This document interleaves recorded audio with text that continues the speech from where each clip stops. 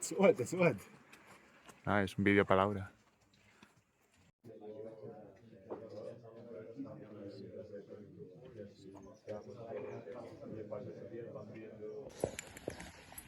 Bueno, hoy último día en Rolda.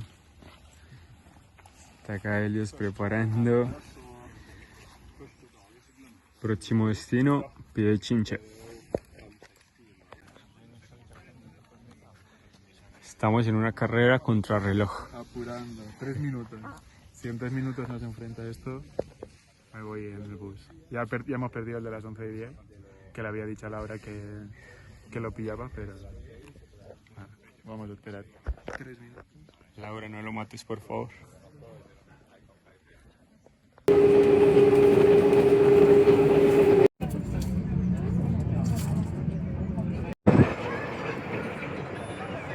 En las nubes estas, Sí.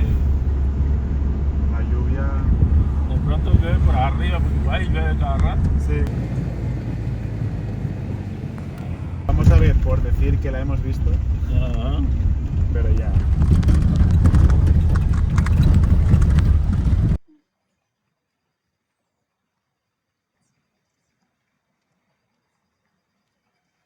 Bueno, hem arribat a l'allotjament de Palmira. Puntos negativos, estamos en el culo del mundo. Puntos positivos, la huésped es majísimo. Esto es precioso, ¿per què estic parlant en castellà?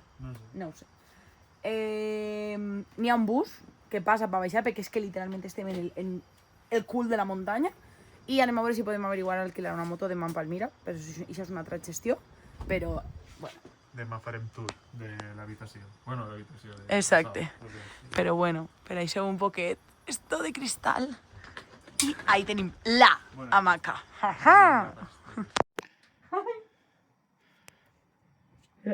Instagram versus reality. Literal. ¿Cómo subirse a una hamaca de esto sin parecer idiota? Que me pasen el...